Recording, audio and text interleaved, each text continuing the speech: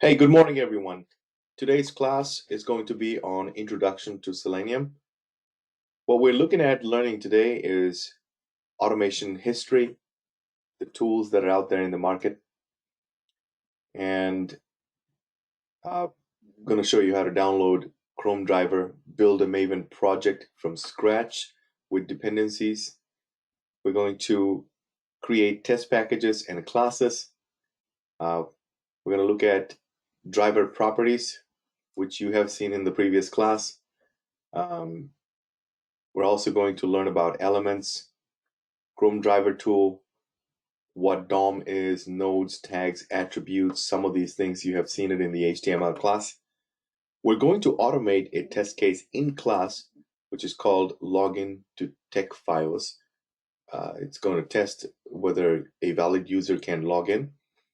We're going to look at what JUnit is, some of the tags of the JUnit, and explain the report, talk about pass or fail in it briefly. If we have time, we'll look at no such element exception for Selenium and how that works. If we don't have time, we will discuss this later on. This will come up again, so no worries there. The video on this is not posted yet. You will see it shortly. There are several videos here. One is test automation and tools, history of Selenium, features and components of Selenium. I would like you to watch these videos at your own time. So I'm going to skip this for now and just move on down here and go over a few things with you and build a Maven project. After that, we will automate a test case, which is class practice, and written down all the steps right here that are basically human actions that we're going to automate using Java Selenium code, and you'll see how that's done. And you will also have a homework after that, which is exactly same thing for a different site. And steps are also very similar that you have to produce. And if you have any issues doing so, you need to reach out to me and create a session with me so I can go over your work and see where you made a mistake. So let's get started. Just to take a flashback, you have done installation, so I want to start off where you left off. And that was, you've done this class last time, and you have downloaded Maven and set environment variables for that. You have downloaded Chrome driver, and you have checked to make sure that you have the right version of Chrome driver, whichever version you have, which you can click on these three dots, go to help, about Google, and if your version is 87, that's the version you needed, and hopefully you have done so, and therefore your project is working. You watch this video in chunks, and you main part was 47 minutes to an hour and 32, and you created a Maven project, and you have confirmed with me that when you ran it, Chrome browser opened up, so that is a proof in itself that your project is working and there's no errors. So we're going to start from there, that you don't have any errors and you have a project, and we can start building on that project. So let's open up Eclipse right here, and um, we're going to create a project, just the same thing that you have done. So we're going to right click on this empty space, create new project, and you check Maven project. Now sometimes that's not expanded. If it's not, you look for Maven, scroll up and down. When you see Maven, you expand that. And then look for Maven project, and then click next to go to the next window. In this next window, there's nothing much to do basically. You just set the default and click on next. on this window, also the default is this archetype of Quick Start 1.1. That is the best archetype, meaning a template or settings that you want. You don't want to change that unless you have a good reason to. Just go ahead and click on next. And in this window, you have two things that you need to worry about. One is this group ID, and the other is artifact ID.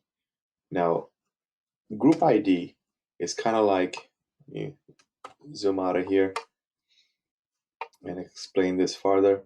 Suppose you have a company that you're working with, and it's called,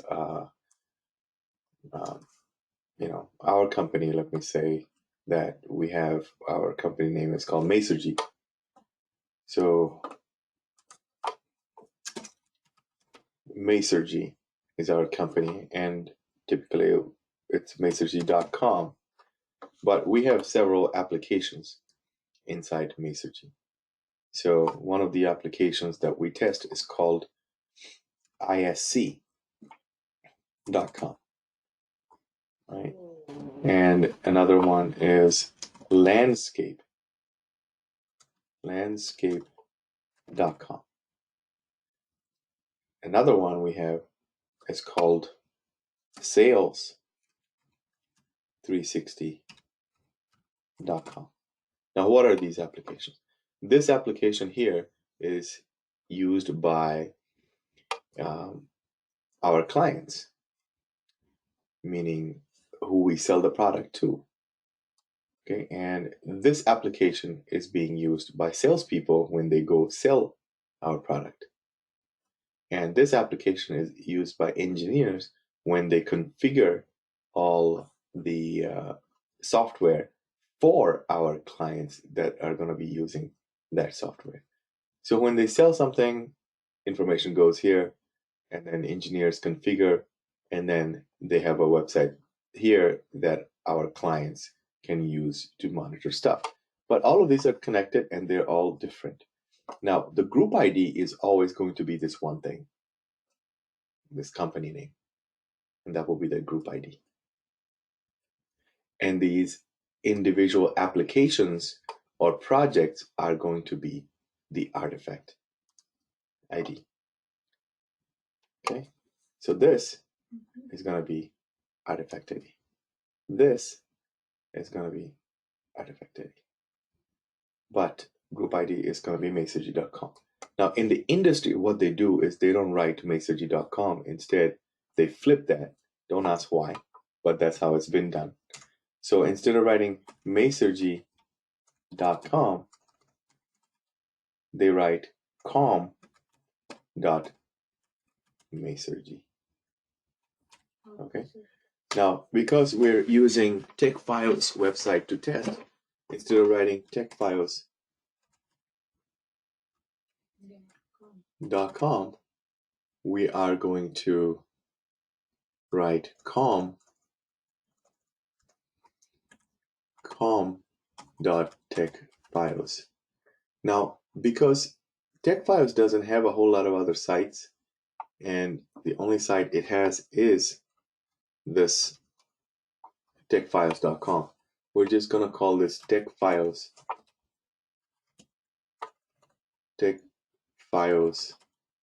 test. We'll put a dash here and say TechFiles test. That's good enough. And that test word tells us that this project is just going to be for testing the site, not to build a site. All right. At this point, when you're done with group ID and artifact ID, under the same group ID, you can have multiple projects. You finish, and this file already exists. So if for some reason that you get this one, just go ahead and change to another project name or something. So I could say test TechFiles test 1, and that will make it unique. Sometimes it doesn't delete. I've deleted some projects from here and it didn't delete. So coming back from before, I just hit OK, and now you have text files dash test.1.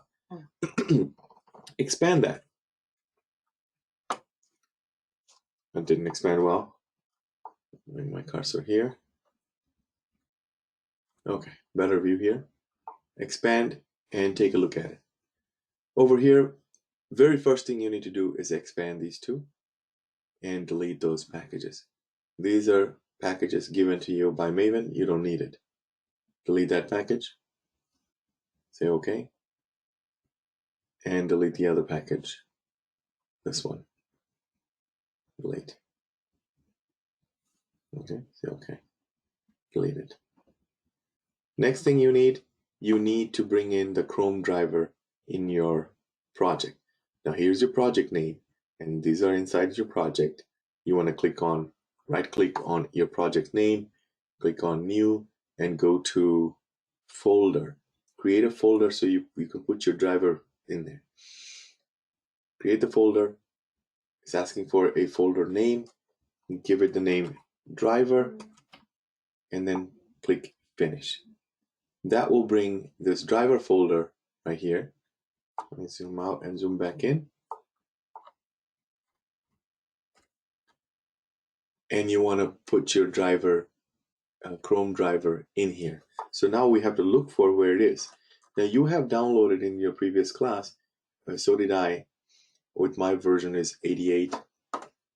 And right here, typically it's in the downloads folder. And they come in a zip file like that. You unzip it. One way to do it is right click and extract all, and it's going to extract it out. And here's my Chrome driver folder. If I double click, and there's the file. So I can take this and bring it up here. Now this is not a safe place to leave this Chrome driver.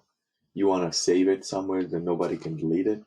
So one thing you can do is click on it and Control C to copy it, and you go into your C drive, and in here create your own driver folder like I did right here, right there. Let me just go ahead and delete that so I can create again. Here's one, drivers. Don't need that either. So let's go ahead and create a new folder called driver. And inside here in the C drive, I can paste it, Control V, paste.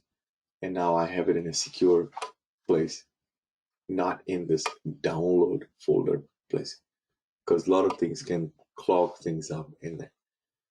So that file, I can just drag and drop on top of it as long as there's a plus sign show up, and let go.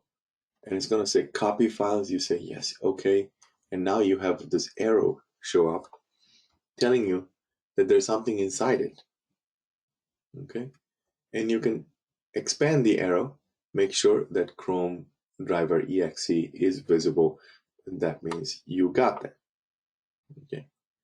Now, next thing you need to do is in this pom.xml, you have to set project structure.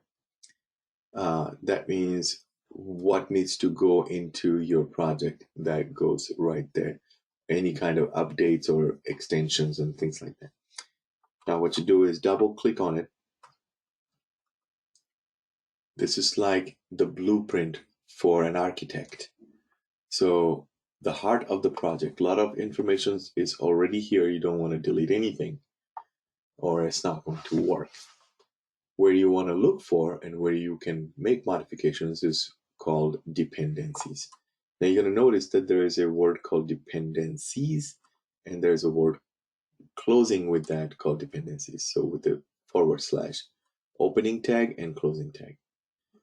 You are also going to notice a singular dependency, and that closes right here with the / So if you want to space this out, just to visually see that there is a chunk of dependency right here, and you can add more of these in here inside this word called dependencies.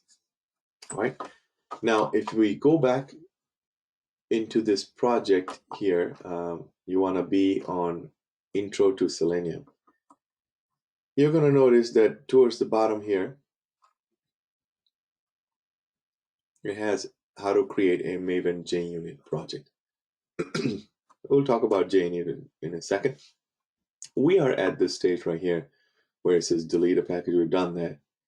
Search and add dependencies from mavenrepository.com. So you can go in here and search for dependencies, which I showed you in a different video. But at this time, we just want to just want to take these dependencies and paste it in there. Now you don't really have to have two different dependencies for Selenium. One works just fine. And you need one dependency for JUnit. So if you look at the heart of this right here, it says Selenium Java artifact ID. And over here it says JUnit. And there's a version 3.14.0 and there's a version 4.10.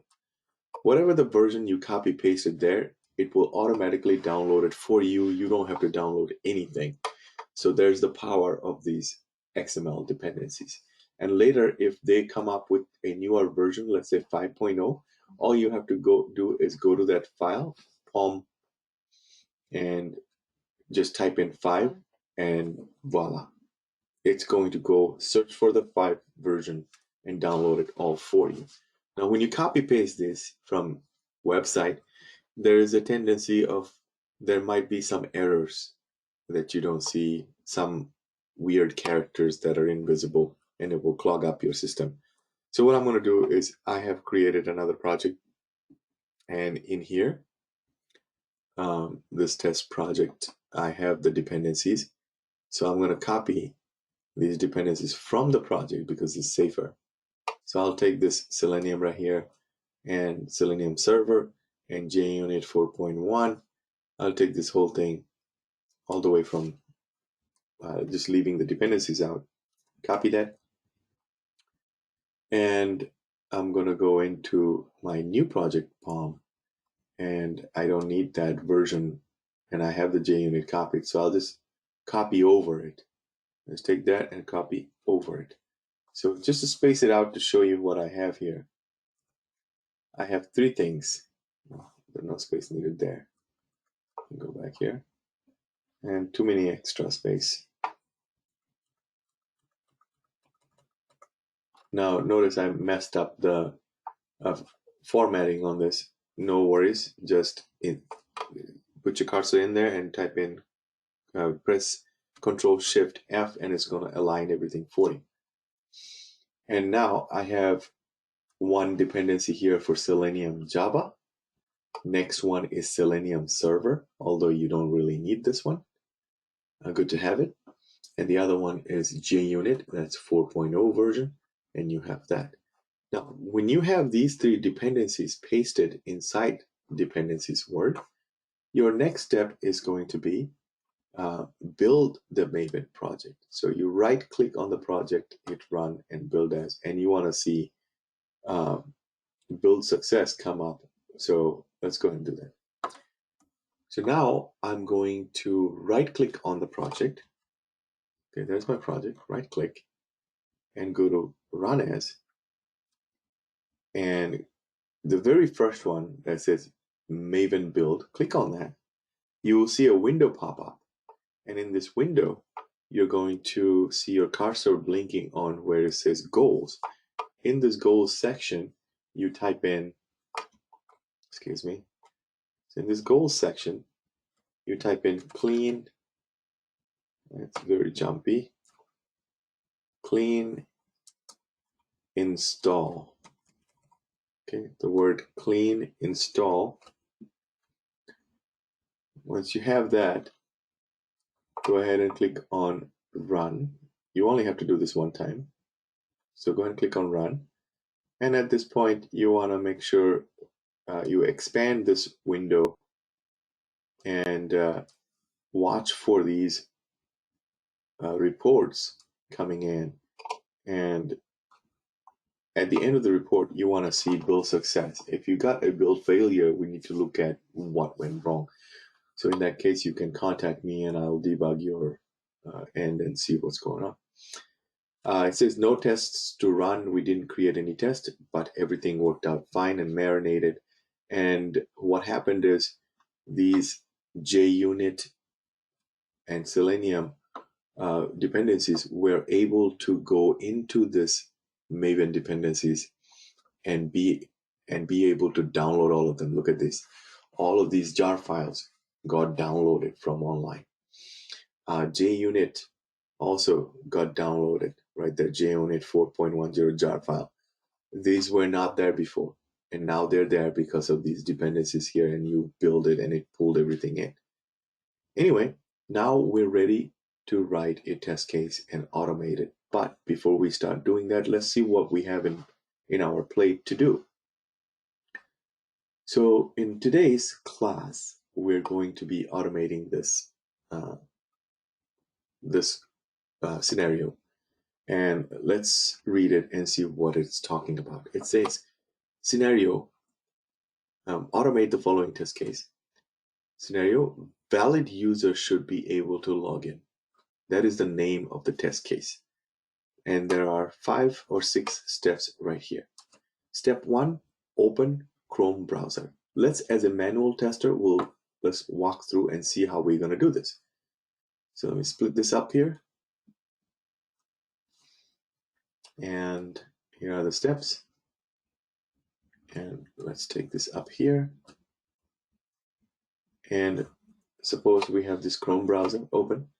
Go to this site. So if I copy this right here, if I were to go to this site, type that in, and there's my site. And it says type username in the username field. Here's the username field.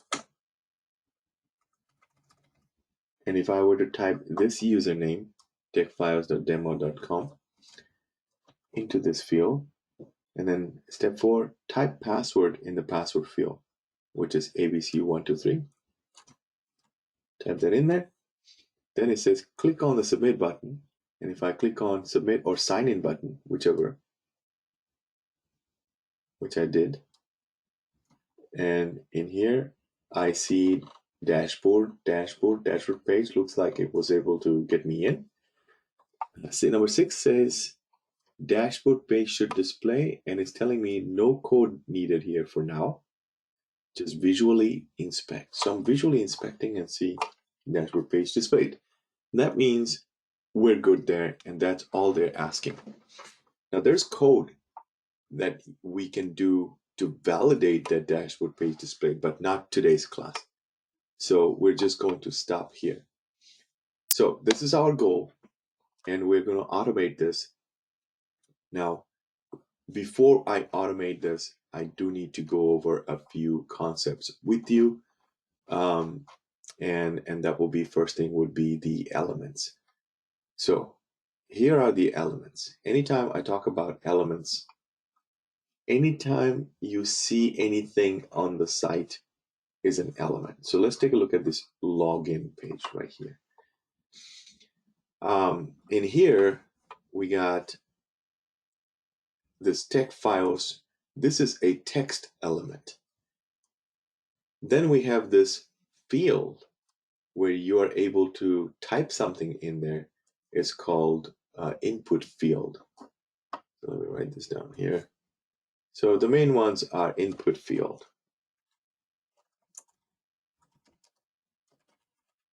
Because you can interact with them. This is also an input field right here.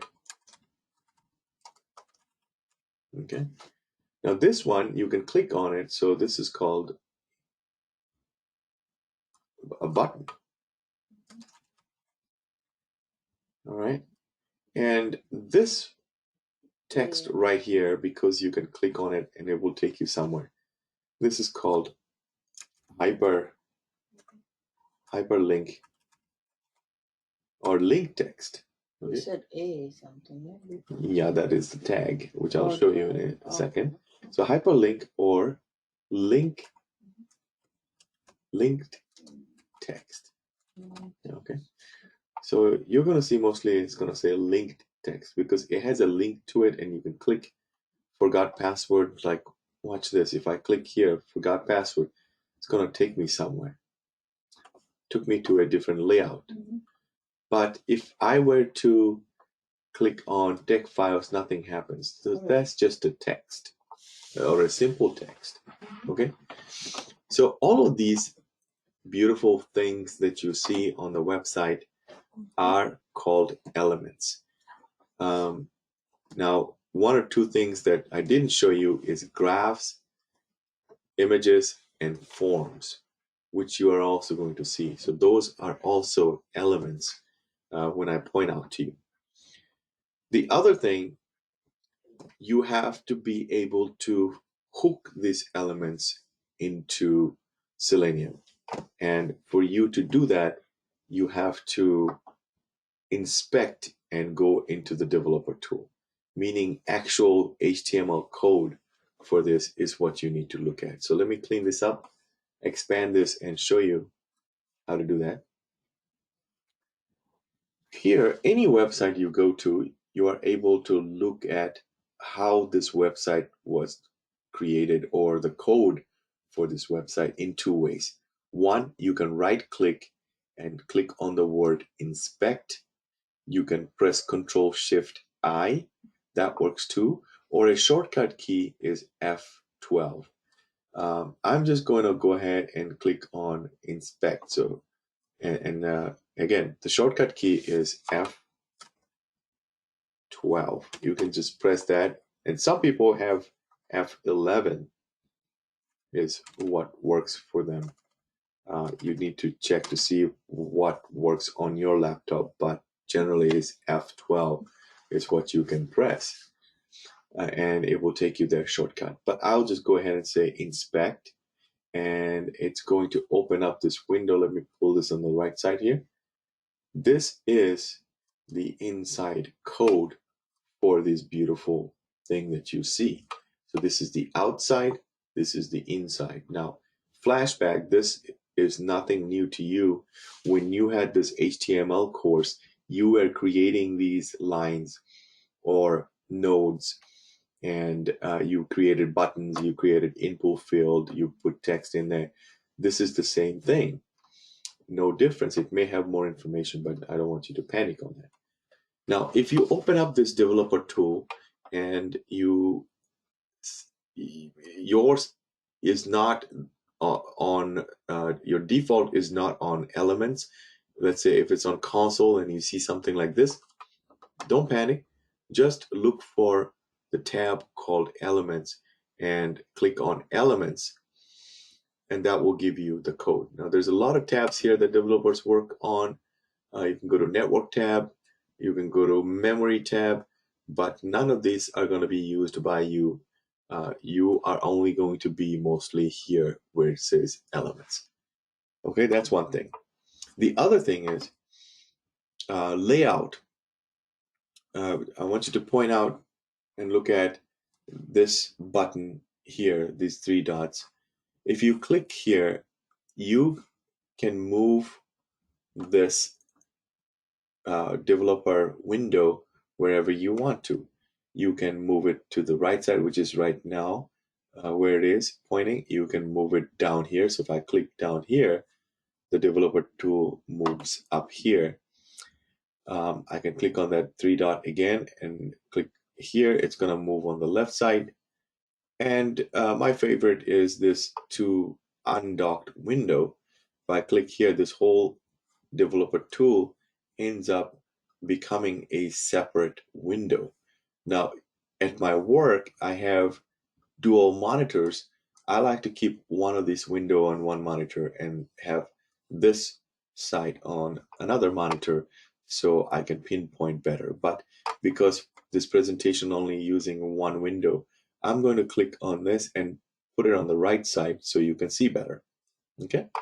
Now, this whole thing that you're seeing right here, all this code right there, this is called the DOM, or Document Object Model. Let me take you back to the notes.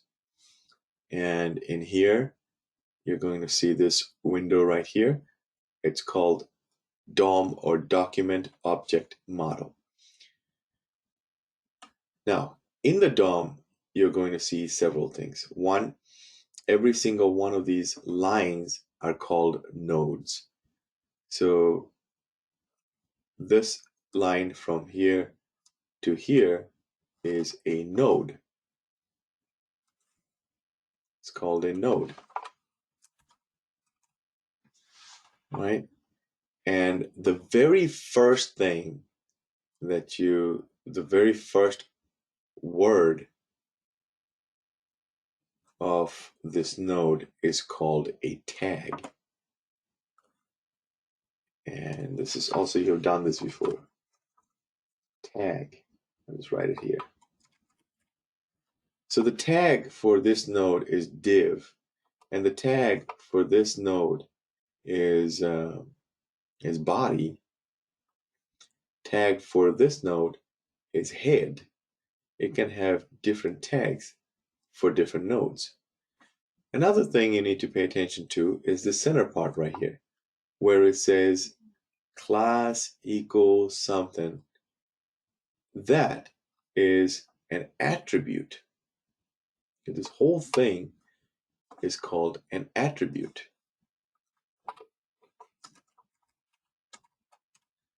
Okay? Particularly this part, the second part after the equal sign, is called the attribute value, because that is the value for the attribute called class. Attribute value. All right. At this point, that's all you need to know. Let me double check if I missed anything. We got the attribute value, and yes, one other thing is text. So let's take a look at a down here.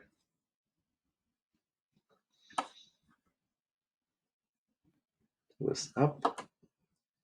And the sign in, for example, is a text. If I right click and look at this, and I'll be able to find a text in here somewhere. And let's see how that looks.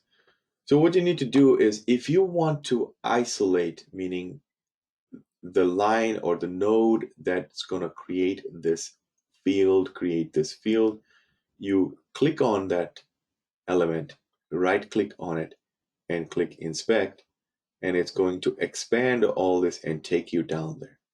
Notice this node says input. That means it is correct, because we were talking about this field to be input field, and the code is telling us, the tag is telling us that it is input. So something, it's going to take something.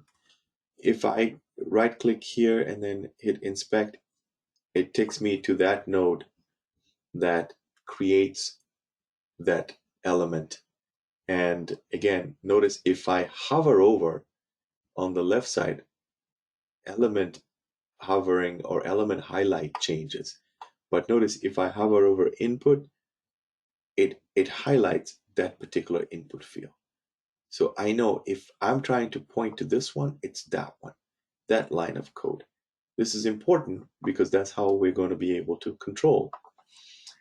Now, if I right click on the sign in and inspect, it also takes me to the code that creates that button.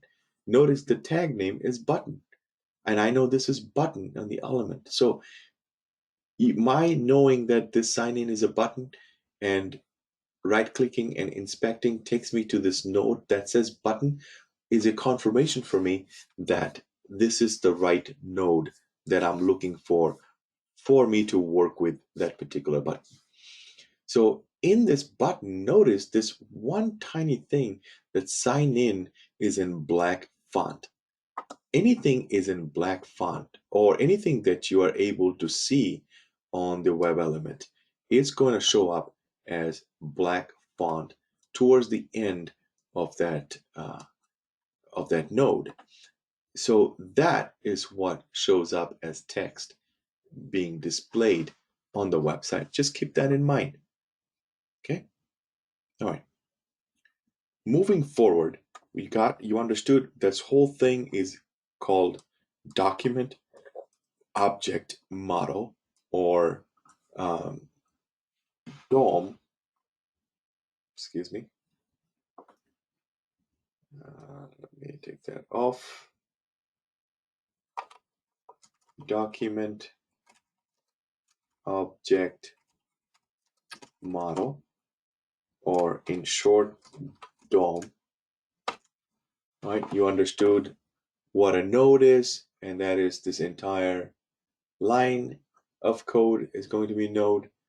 You understood that an attribute is all of that, and attribute value is what comes after the equal sign, and the text format shows up in black. Now, with that information, let's proceed a little bit farther and clean this up here.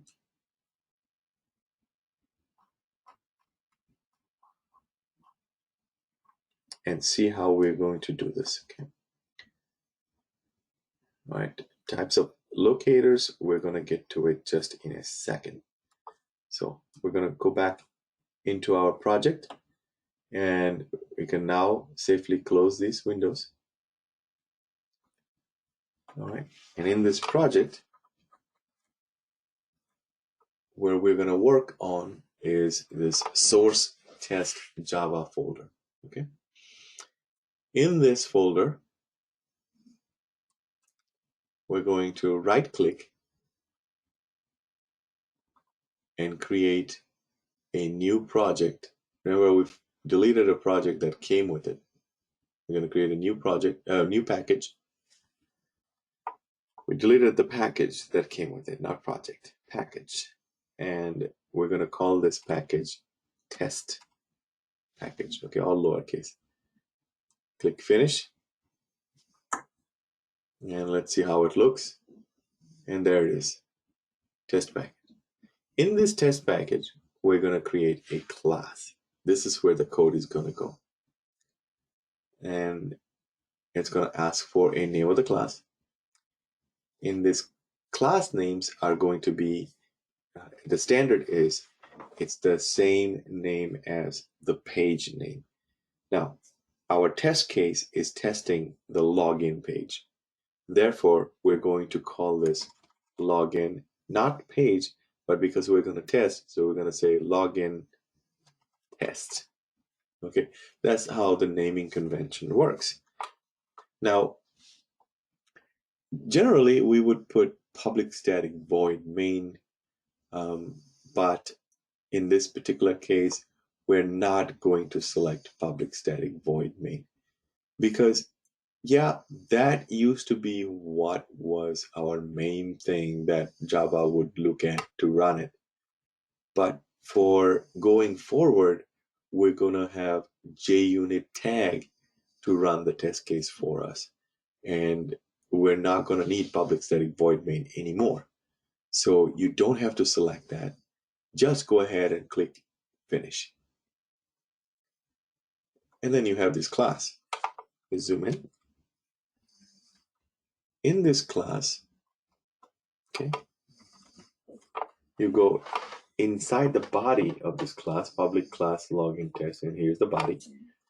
Create some space for you and go up here. And now we're going to give it a name of the method. Okay. So let's take a look at our test case.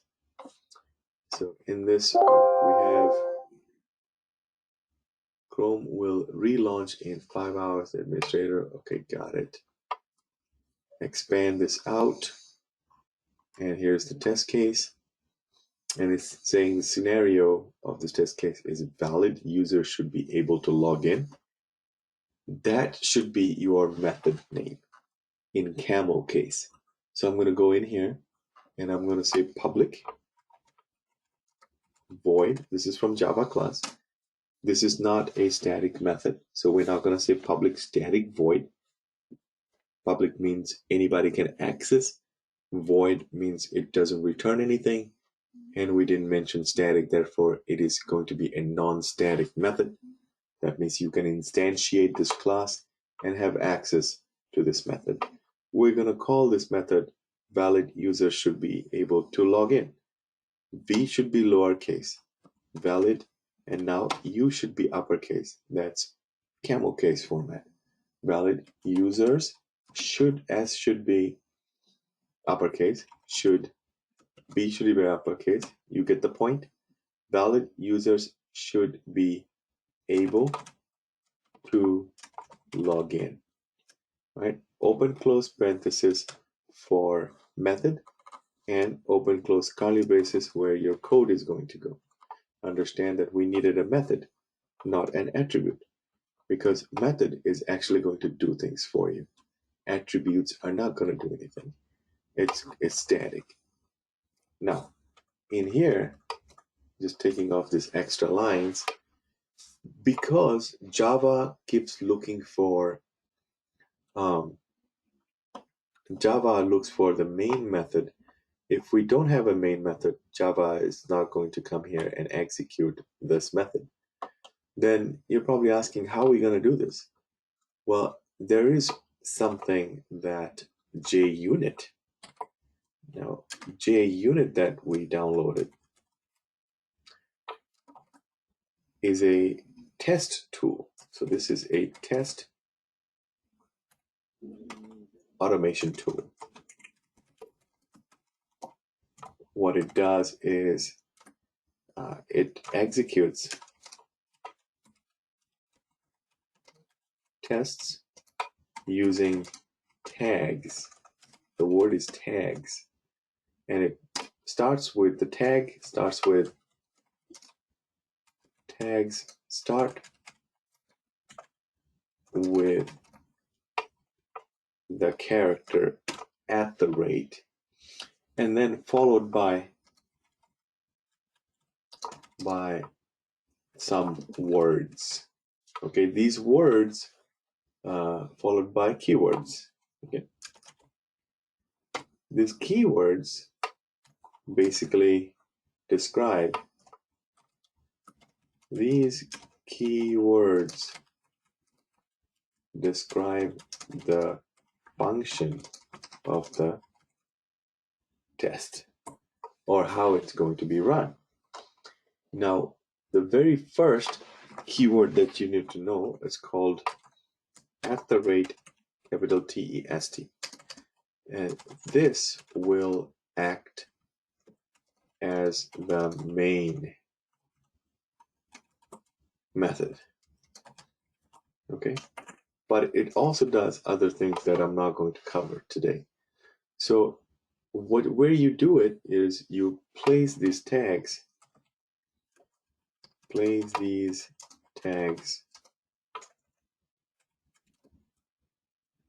right above the method. All right, so here's the method that I created. And I didn't put anything in the body yet. But if I wanted to put a tag, I would place the tag right above this method signature. Okay. This is the method signature. And I would place it right here on line number 12. I would put the @ symbol and I would type the word TEST. Now, immediately it's going to give me an error. And you need to do two things. First, if you hover over, it's going to give you all these options. Don't import anything yet. What you need to do is you need to select one of these. Now, it's giving you two options. Notice it says add JUnit 4 library to build path. Let me zoom in here. So if I hover over, it tells me add JUnit 4 to library to the build path.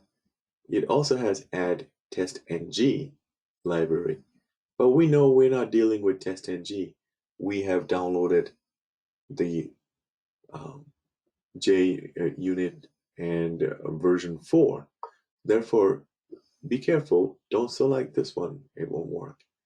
Go ahead and select add JUnit 4 library to the build path. Now, before I did that, I want you to notice that right underneath this word that says Maven dependencies, I don't have any JUnit 4 down here folder, but when I add that, JUnit 4 folder will appear right here. So watch carefully, hover over, add JUnit 4 library to build path, and now I have this JUnit 4 right here. Okay, the other thing automatically happened is this particular import also came in. Let me just delete that and show you. If it didn't come in, you're going to get an error like this. And you click on, hover over that error, and you will see that import test org.junit. And you do that, then it goes back up here, and that import comes in, and you have no more errors, and everything is working fine. Okay?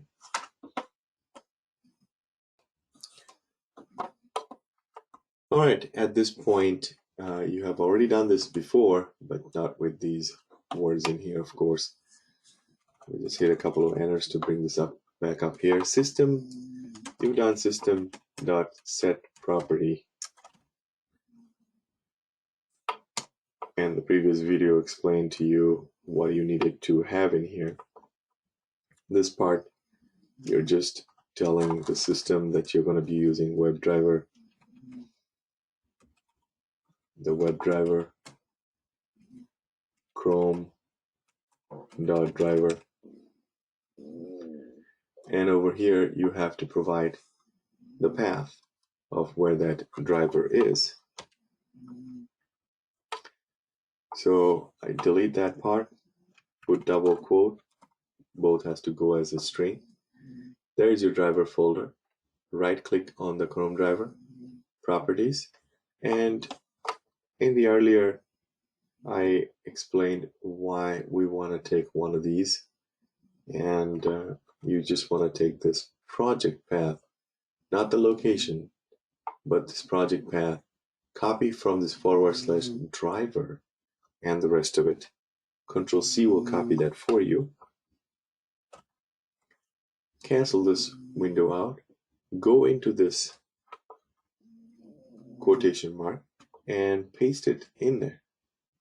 Okay, and after you have pasted, what you want to do is you want to put a dot right in front of this / If you do that, that tells Java that you don't care what comes before it, but if you find a folder called driver, go inside that driver and get me that Chrome driver for me. Okay. Now notice this little error, and it's telling you syntax error if I hover over. It also tells you that the semicolon is missing, or insert this semicolon. So every statement has to close with a semicolon, and that error is going to go away. Let me zoom out of here. Now you have set the property for the system or this project to use this Chrome driver. Now you don't have to do this every time, but for now you have to, because I want you to practice this. Later down the road, we just do it once and we're done. Okay, and I'll show you how to do that. Next thing you have seen is this particular code, and that is to instantiate, or you're going to create an object of Chrome driver. That's going to give you all the powers to control the Chrome browser. And the way to do that is you call the class WebDriver, give it a name. Generally, it's called driver. You get to choose on this name. And then you use the new keyword. And in here, instead of typing another WebDriver, you actually want a specific one, which is a Chrome driver. So you write Chrome driver here with open close parenthesis and semicolon to close. These errors are here because you have to import that class. So hover over, import WebDriver, that error goes away. Hover over, import Chrome driver, and that error goes away. Now, just by doing this much, this Chrome driver has a constructor. And if you remember, constructor is a method that gets kicked off right when you create an object. So because we're creating an object right here, this Chrome driver's constructor method is going to get kicked off. And that constructor method, the method, what it does, that particular method is going to open up the Chrome browser. So just by having here, at this point, you should run your project, run your uh, uh, class or test case here, and then see if it works. So I'm going to just right click and say run as JUnit test, or you can even click on this green icon right there and zoom in, okay? And that works as well. For now, I'm just gonna right click and say run as and JUnit test. Once you do that, expand this part out so you can see what's going on in the console. Now notice the console here said starting Chrome driver and the version. So that's a good sign. Even if it's in red, it's okay. And here's the window that opened. It didn't type anything. It just opened the window and it's sitting there for you to give more commands. This is where you reach the last part. Now we are here. I'm going to close this out and show you something on the left side. Um, let me just run this all over again. And pull this back down here. Run.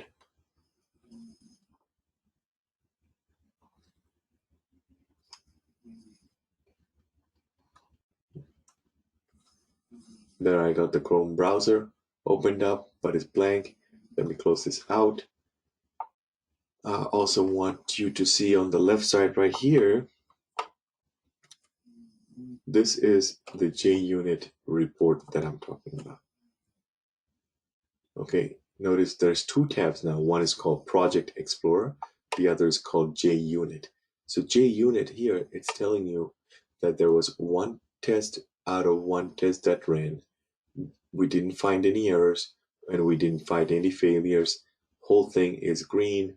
Here's the name of the test case.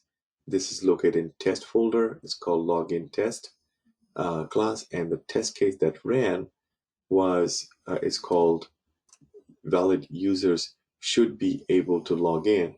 Notice that in here, this is what we had as our test case name, that valid users would be able to log in.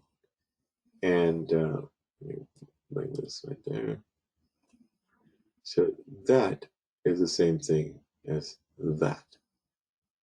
And also on the right side, notice that there's 4.363 seconds. That's how long it took for the test to run. So this is the beauty of JUnit, that we wouldn't otherwise have it with a main method. Instead of a main method, what we have, oops, let me cancel this out. Because of this @test, this gives us this option of this report, or called in JUnit report. Without this test, @test, and the JUnit, we're not going to be able to see these information, what failed, what passed. We're not going to be able to see this bar or these seconds, or if there was an error, be able to trace it right here. These features are here, which you're going to learn over the next few sessions down the road.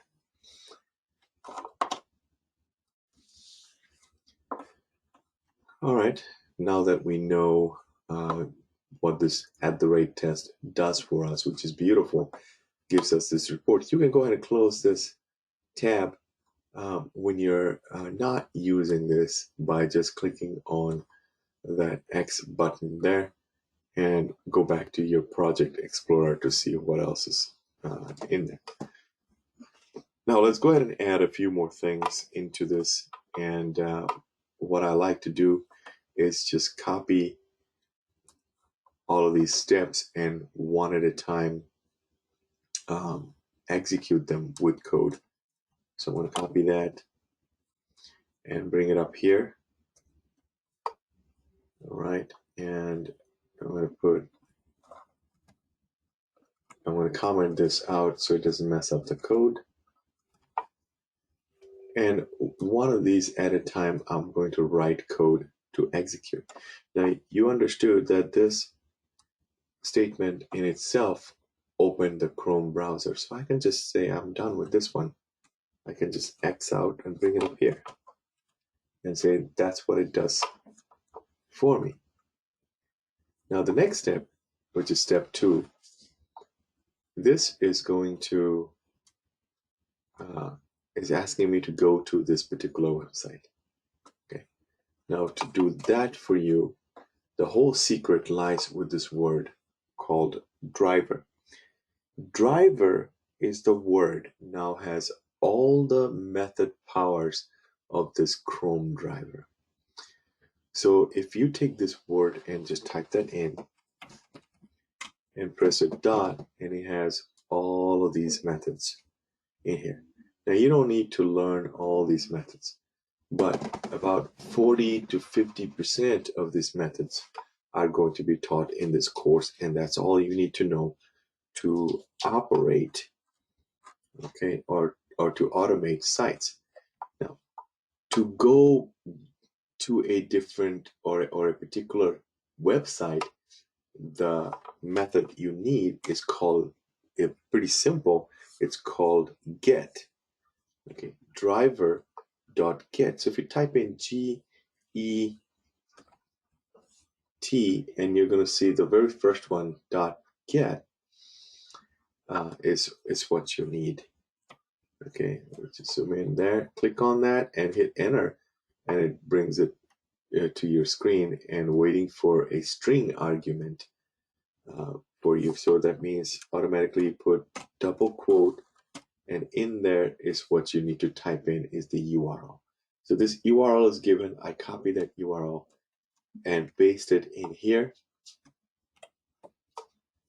and that ought to do it. So this line of code is going to bring that website for me. Now let's go ahead and test this out. Save it, Control S, right click, run as JUnit test.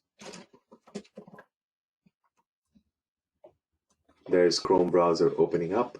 Here's the Chrome browser, and notice that website has been pasted and we are there where we need it to be. All right, so I'm going to just manually close this out and now go to my step number 3, which is type username in the username field, and they gave me the username as techfilesdemo.gmail.com. So let's see how we're going to do that. Now again, we're going to have to ask driver to do everything for us. So I'm going to write the word driver. But this is a 2-step process. One, it has to find this. It has to find this input field. And then it has to type it in. So one is finding and then an action. Okay, so location and an action. So let me just type that in there. 2-step.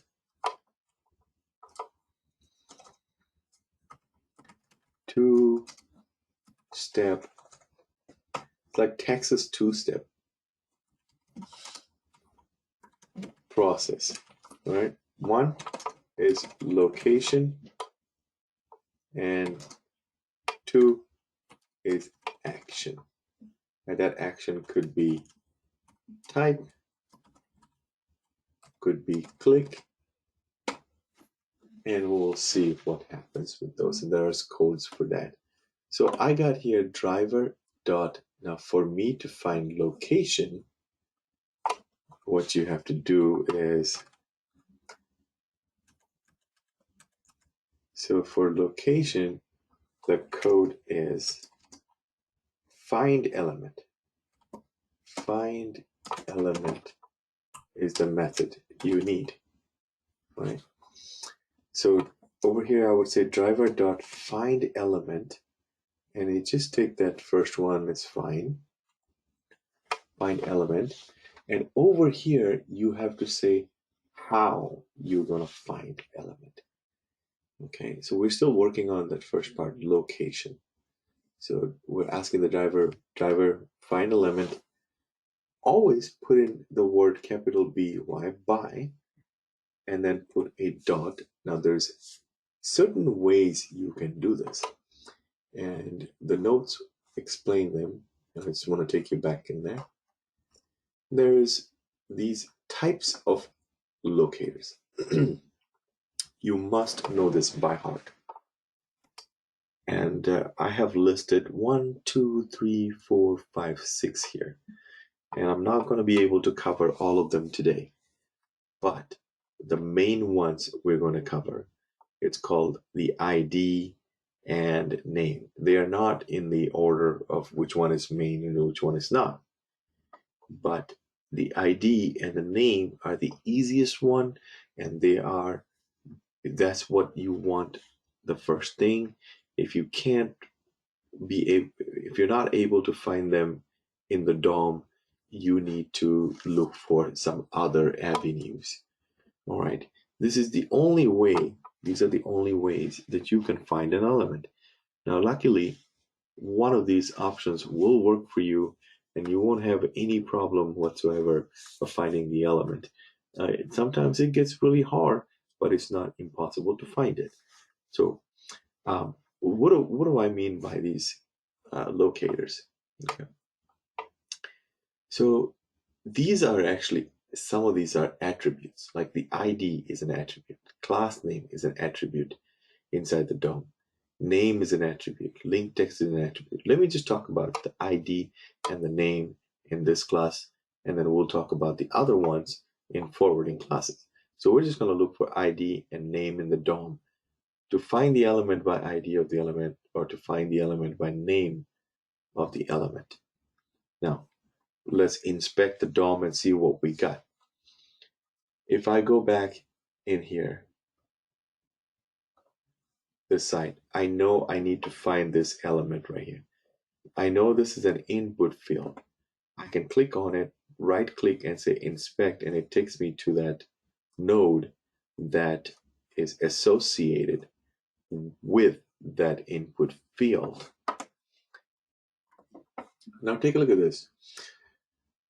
If I right click inside that element and I get that node right there, my first thing is I want to look for the element locators that are the main ones that we talked about out of those 6 that I mentioned.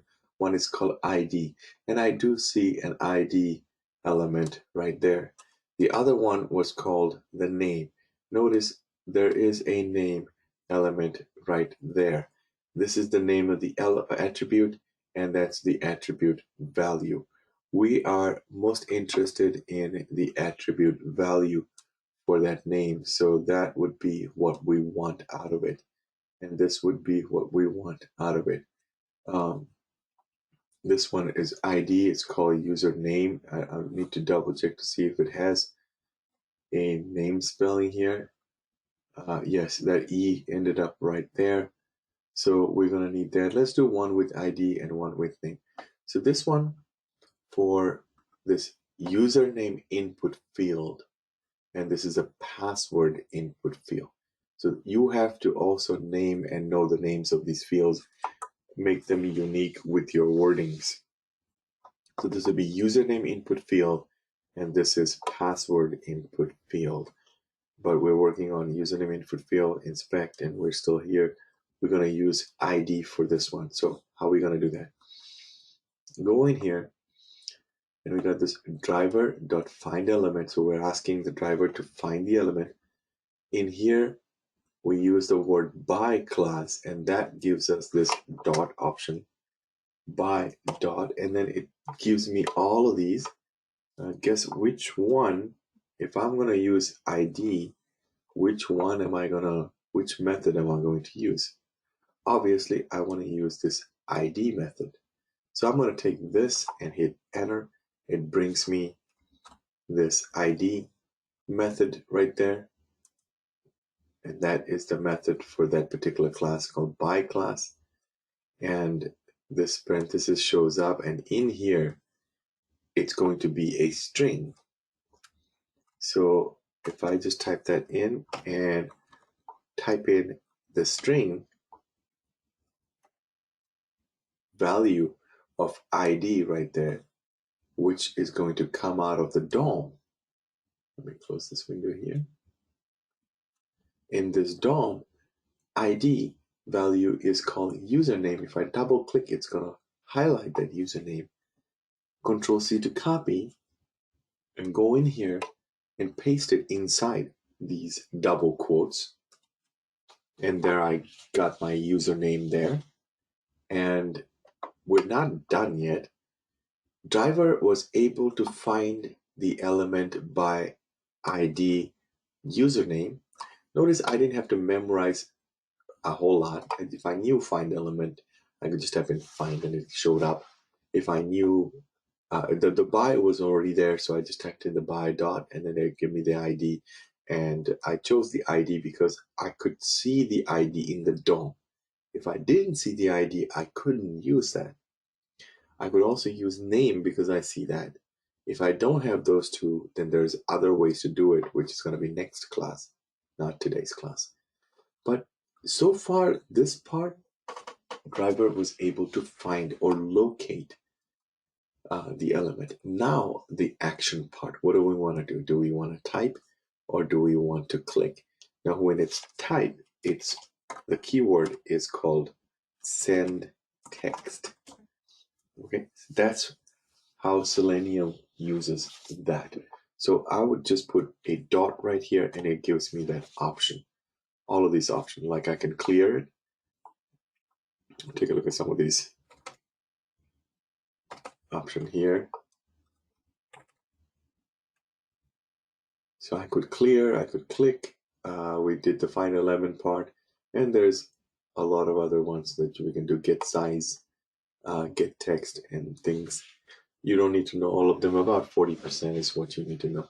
Now in here, if I type in dot, because we're going to be typing the username into that input field, our keyword is send text.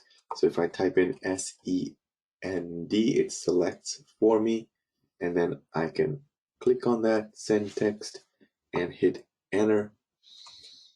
And now it's waiting for me to type in what am I gonna send. Now, because it's a character sequence, it is the same thing as a string. Therefore, I'm going to put double quote, and inside this double quote, I'm going to type in the username that it is asking me to type in, which is techfilesdemo.com. So if I take that and type that in there, notice two things are happening here. One, you got the driver finding the element up to this particular dot, which is the location. And second thing is action, which is now that you found it, go ahead and send keys or type username into that field. Let's go ahead and test it out and see if it works. So this will open the website, this will go to that site, and this will find the element, which is a username field, and send keys, meaning username is going to be typed in there. I'm control saving it, control S for save, and run it. There's Chrome browser opening up. There it went to the site, and notice techfilesdemo.gmail.com appeared right there. Now it came in so fast you were not able to see it. There is a way to slow things down so that we can see things better and make sure that we're not imagining. And the way to do that is it's called sleep. Okay. You type thread sleep. Slow down. So let's say before you type, so I'm going to put it right here. After you go to that website, I want you to slow things down. So slow down the test a specific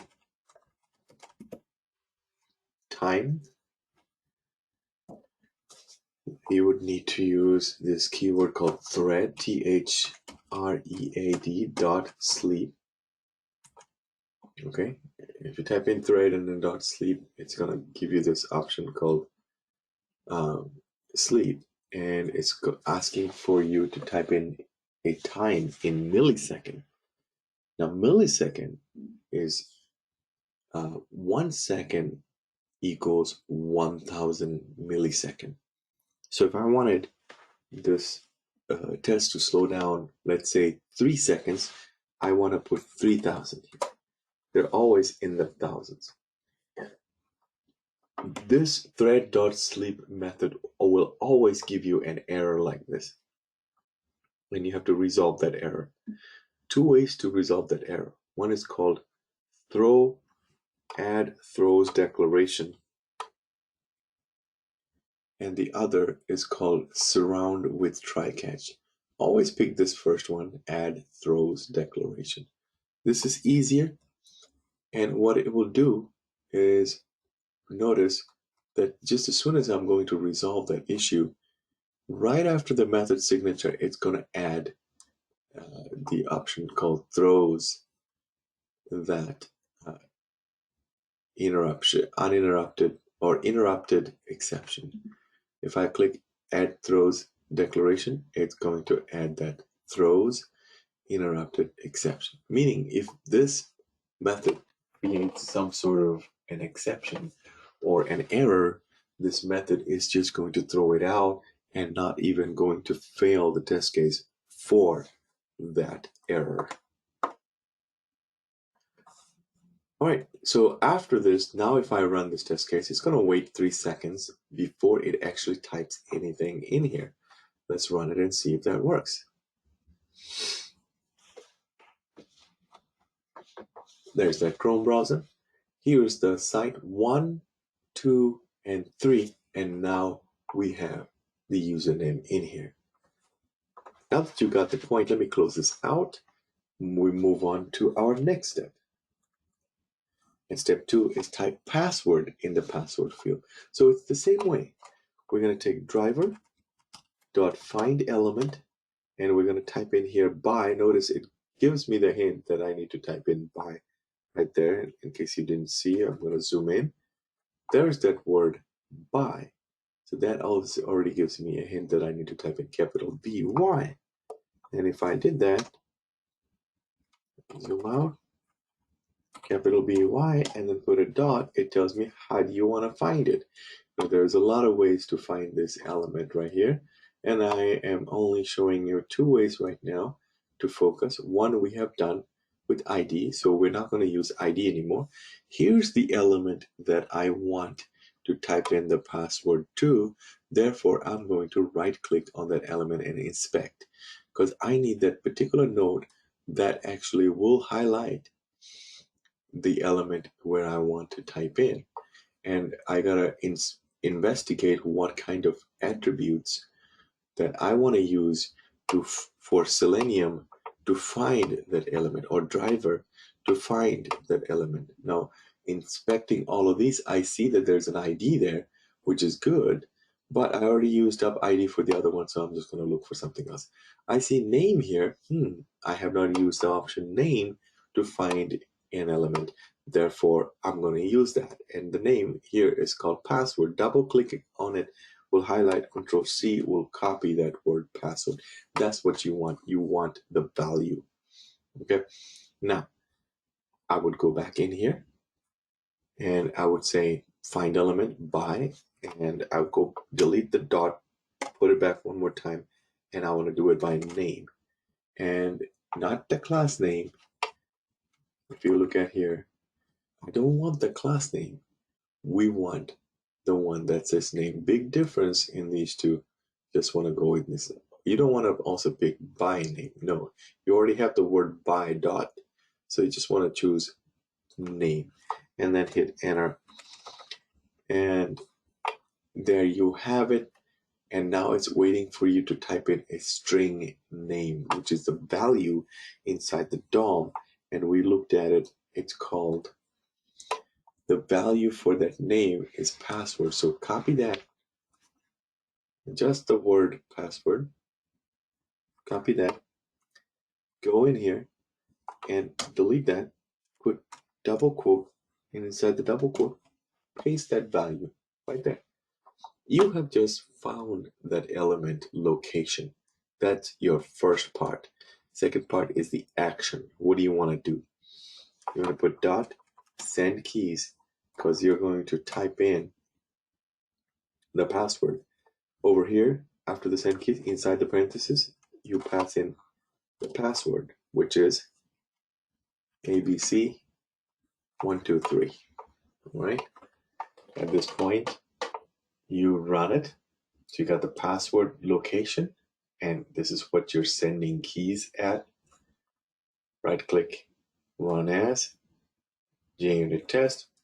You test it to see if it does what it's supposed to do. So there's your Chrome opening up. There's a site.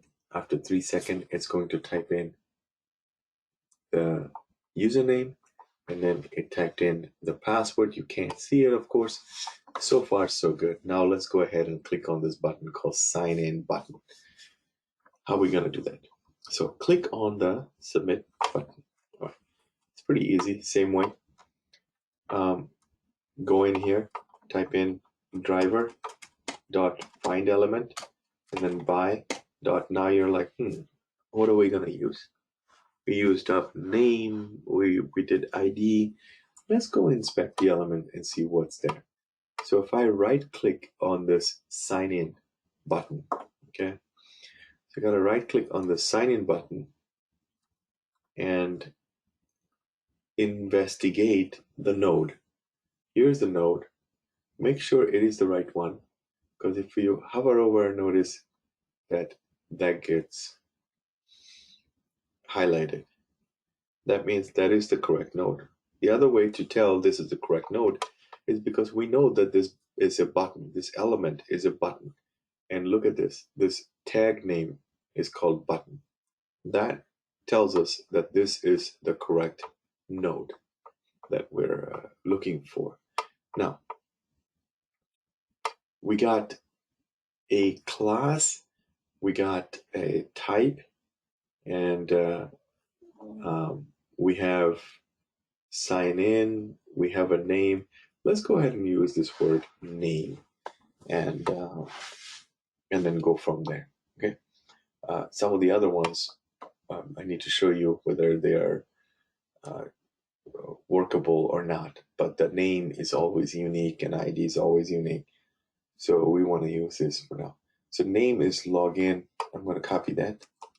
I'm going to use the word by.name and go in here, and it gives me this option by. Delete that dot, put it back again, type in the word name, go to the one that is called name, not the class name, and inside the double quote here, type in or paste the name value of that element, right? So here, now I'm going to put a dot. We're halfway there. We found the location. The location, find element by name. We got the login, we got the location. I would put a dot here, and our action is now we're going to click. Notice that there is a click method here, right there. So all I have to do is just click on this click method and hit enter, and it brings it out for me right there. Login.click, and that's it. So that step number 5 of clicking, I found the element and just click on click, and that ought to do it. Run it. Last step says dashboard page should display. Just visually inspect it. So we're going to inspect to see if it works.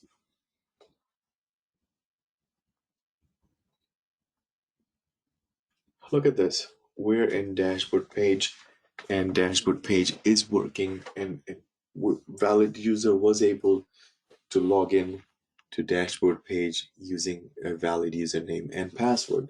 So our test case is a pass at this time. The report on the JUnit side also looks pretty good.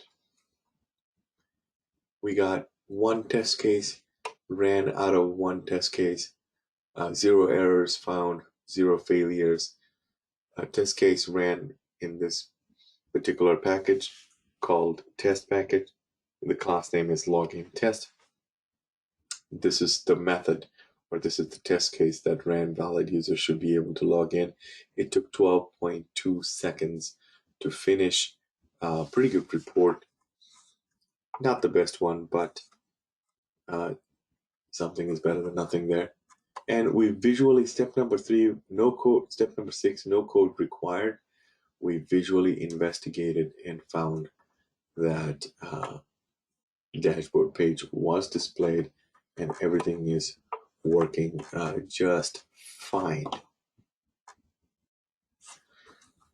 Now quickly review this code here. We got this class called login test. We have this tag called @test, which is part of JUnit. We set system property here on line number 19. We instantiated the Chrome driver, which in return opened the Chrome browser.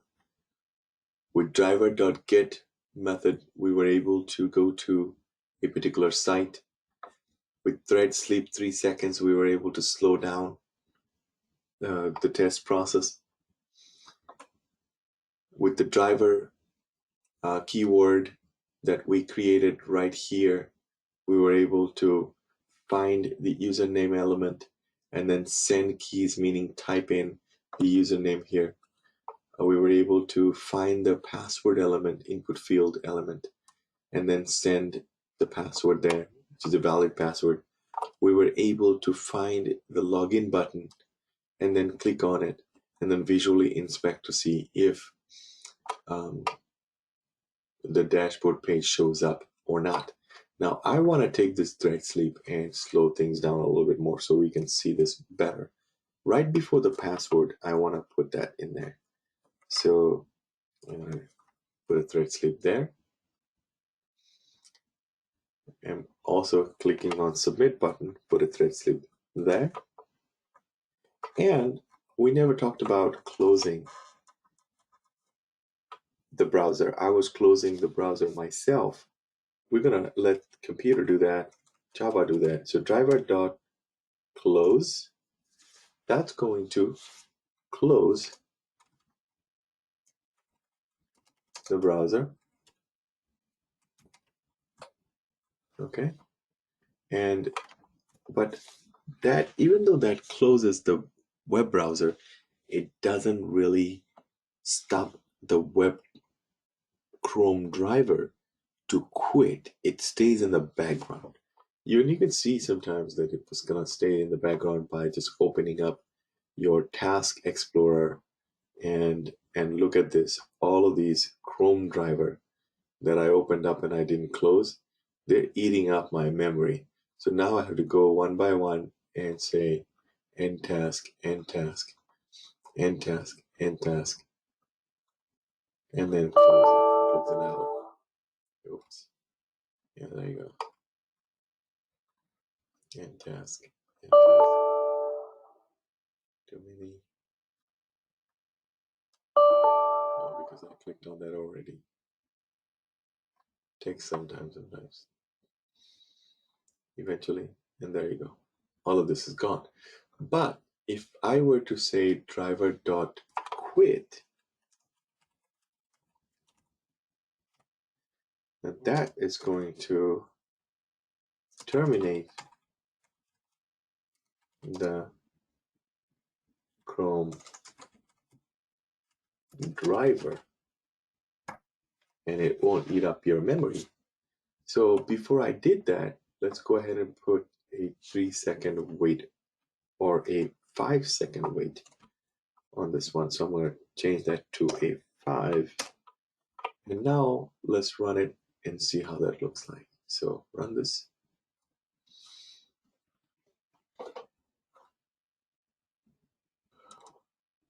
There's your Chrome browser going into text files. In 3 seconds, it's going to type in the username. Now in about 3 seconds, it's going to type in the username. In about 3 seconds, it's going to click on sign in button. Dashboard is displayed. In about 5 seconds. The browser is going to close and everything is going to be shut down with a report handy for you to analyze that it passed. Took about 23.684 seconds, and this would be a good test case. Now, obviously, I took a lot of notes in here.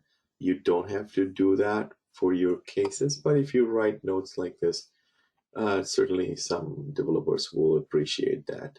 So all of this code, I'm going to post it on the site, and you can use this code to assist you in doing your homework. And if I just go back to your homework here and essentially ask you to do the same thing, and that is valid users should be able to log in and log out of Mercury Tours website. So this is the site. Here's the site address.